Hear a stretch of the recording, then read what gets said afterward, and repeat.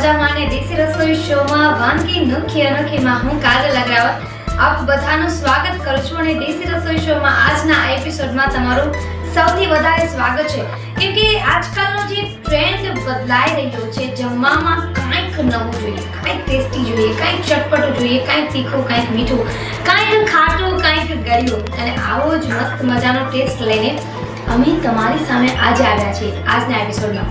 તો તૈયાર છો ને કંઈક નવું ટેસ્ટ કરવા માટે? તો આવો જોઈએ કિચન ટેબલ પર. તો દર્શક મિત્રો, અમે તૈયાર છીએ કિચન ટેબલ પર અને દેશી રસોઈ શોના આજના એપિસોડમાં હું અમારા દેશી રસોઈ શોના જે ગૃહિણી છે સોનલબેન જારાણી, એમનું ખૂબ સ્વાગત કરું છું.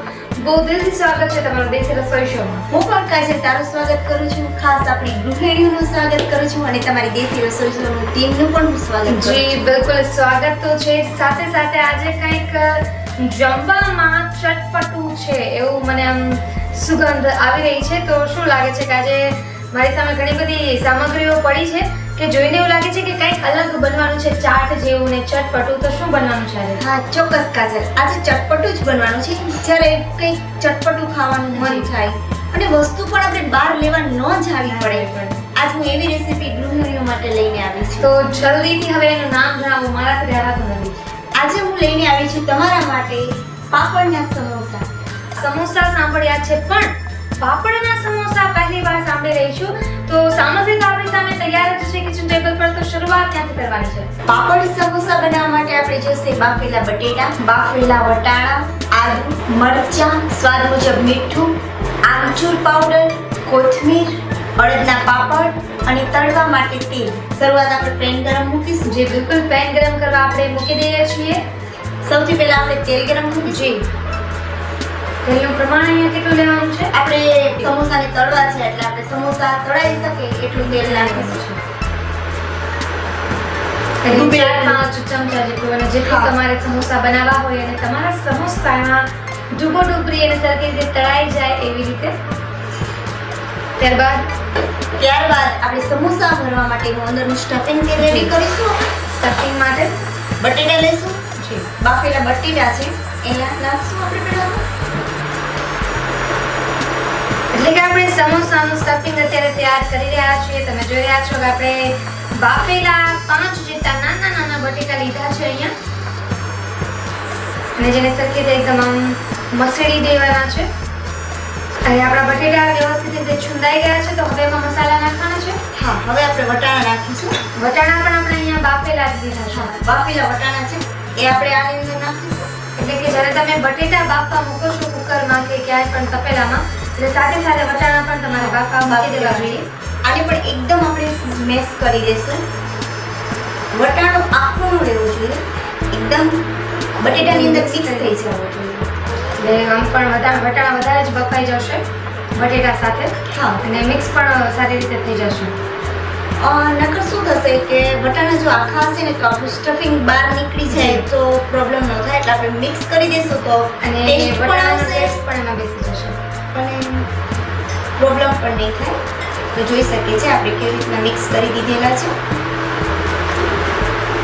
ખાસ તમારે એ ધ્યાન રાખવાનું છે કે જેમ સોનલબેને વાત કરી કે વટાણું તમારે એટલા માટે મિક્સ કરવાનું છે કેમ કે જ્યારે તમે સ્ટફિંગ એટલે કે સમોસાનું સ્ટફિંગ ભરશો ત્યારે જો વટાણું આખું રહી જશે તો બહાર નીકળી જશે, તમારું સ્ટફિંગ બરાબર એમાં ભરાશે નહીં. એના માટે ખાસ તમારે આ વાતનું ધ્યાન રાખવાનું છે. અને અમે એકદમ મિક્સ કરી દીધું છે. આમ મસળીને લોટ બાંધી દેવાનો છે તમારે અને સ્ટફિંગ બનાવી દેવાનું છે. ત્યારબાદ આપણે ઝીણા સમારેલા મરચાં નાખીશું. આદુ છે, આદુ નાખીશું. આમચૂર પાવડર છે એ નાખીશું આપણે અડધી ચમચી જેટલું. સ્વાદ મુજબ મીઠું નાખીશું.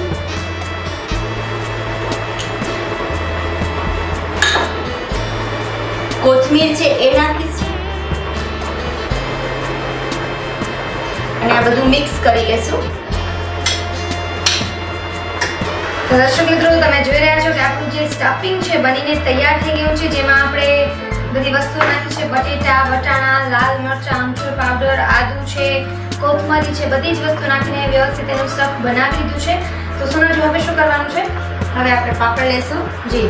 આ અડદના પાપડ છે, તમે કોઈ પણ ફ્લેવરના પાપડ લઈ શકો, જેમ કે ઝાઝા મરીવાળા આવે છે, લસણવાળા આવે છે, મગના પાપડ આવે છે, તમે તમારા ટેસ્ટ મુજબ લઈ શકો છો. આ પાપડને આવી રીતના હાફ આપણે કાપીશું પહેલા. આમ કપાઈ ગયા પછી એને પાણીવાળો કરીશું આપણે. થોડો સોફ્ટ થઈ જાય. હા, સોફ્ટ થઈ જાય. આ જેની કિનારી છે, હા, કિનારી આપણે સોફ્ટ કરીશું. જી. ખૂબ ધ્યાન રાખવાનું છે કેમ કે અહીંયા જે બની રહી છે નવી જ રીત. આપણે પાણી લગાવી દઈશું બધા પાપડમાં. એટલે આપણા પાપડ પહેલાથી જ સોફ્ટ થઈને જાય છે, ત્યારબાદ એને સમોસા બનાવવા આપણા માટે બહુ સારા રહેશે. પાપડને ખાસ તમારે ધ્યાન રાખવાનું છે કે વ્યવસ્થિત રીતે પલાળવાના છે. આવી રીતે કટ કર્યા બાદ આવી રીતે રોલ કરવાનો છે.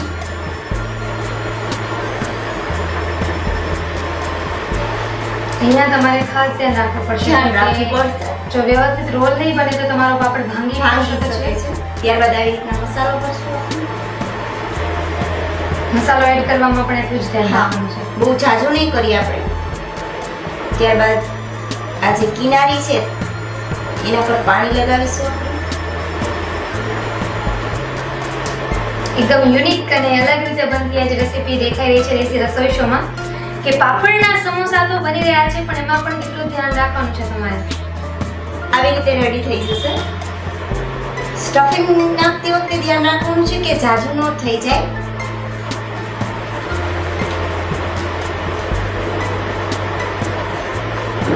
કિનારી પર સારી રીતે પાણી લગાવવાનું છે જેથી પાપડ એકદમ ચોટી જશે. અને જે વધારાની કિનારી હોય તે તમે કટ કરી શકો છો. આવી રીતે સમોસાનો શેપ આવી જશે. તો આપણા સમોસા બનીને અહીંયા તૈયાર છે. તમે જોઈ શકો છો કે વ્યવસ્થિત રીતે આપણે સમોસા બનાવી લીધા છે અને હવે આ જ સમોસાને આપણે તળવાના છે. તે પહેલાથી આપણે અહીંયા તેલ ગરમ મૂકી જ દીધું હતું, બરાબર ને સોનુજી? હા કાજલ, તેલ આવી ગયું છે? હા, તેલ આવી ગયું છે. આપણે આપણા સમોસા ફ્રાય કરી લઈશું. જી.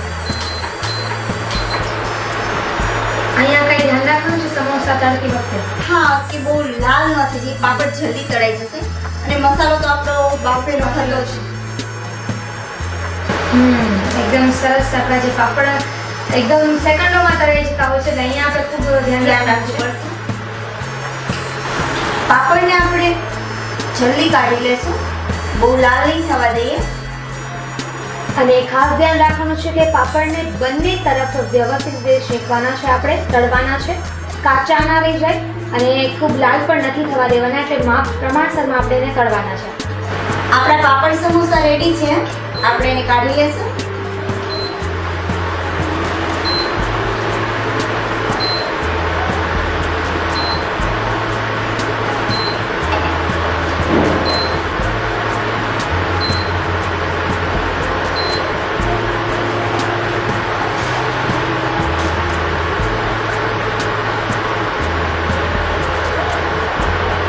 તો કાજલ, આપણા પાપડ સમોસા રેડી છે. આપણે સર્વિંગ ડીશમાં લઈ લઈએ. અને એકદમ સરસ રીતે તમે વાત કરી કે આ પાપડ સમોસા તૈયાર છે અને જે મસ્ત મજાના અડદના પાપડની સુગંધ આવી રહી છે અને હવે એને સર્વ કરવાના છે. તો હું તમને પ્લેટ આપી દઉં છું કે સરસ મજાની પ્લેટ અહીંયા જે આપણે લઈને રાખી છે એના પર આપણે સર્વ કરવાનું છે. એકદમ ધ્યાનથી બધા જ પાપડને વ્યવસ્થિત સર્વ કરી દેવાના છે. આને તમે કોથમીર મરચાની ચટણી છે, જી, ટમેટાની ચટણી છે અને એમનેમ પણ એ સારા લાગે છે. કોથમીર નાખીશું આપણે. એની જોડે કોઈ પણ ચટણી જે ચટપટી છે, થોડીક ગળાશવાળી છે, ખટાશવાળી છે, એની સાથે તમે આ મસ્ત મજાના પાપડ સમોસાની મજા માણી શકો છો. તો મસ્ત મજાના આપણા સમોસા પાપડ જે પાપડ સમોસા આજે આપણે બનાવ્યા છે મસ્ત મજાના સ્ટફિંગ સાથે તૈયાર છે, જેને હું ટેસ્ટ કરવા જઈ રહી છું ગરમા ગરમ.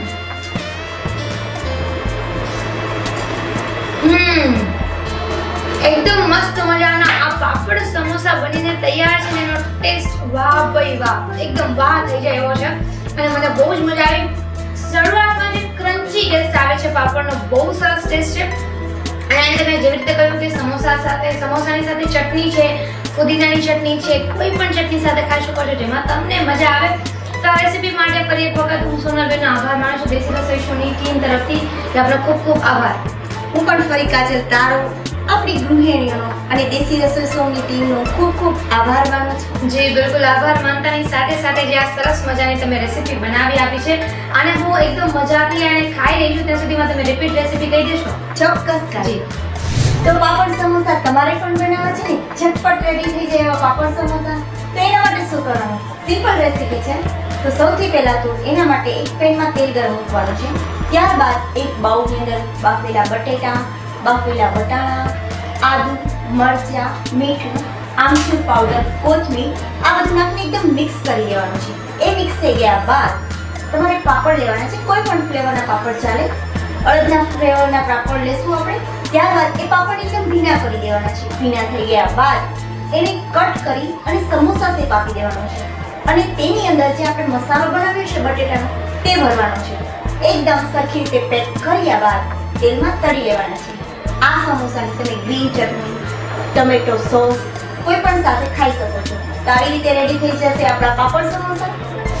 તો આ હતી આજની મસ્ત મજાની ચટપટી ટેસ્ટફુલ સ્વાદિષ્ટ રેસીપી એટલે કે પાપડના સમોસા, અને જે ખાઈને ટેસ્ટ કરીને મને ખૂબ જ મજા આવી છે. અને જ્યારે ચાટની વાત આવે ત્યારે નાના બાળકો છે એ સૌથી વધારે મમ્મી મમ્મી કરીને રસોડામાં ઘૂસી જતા હોય છે.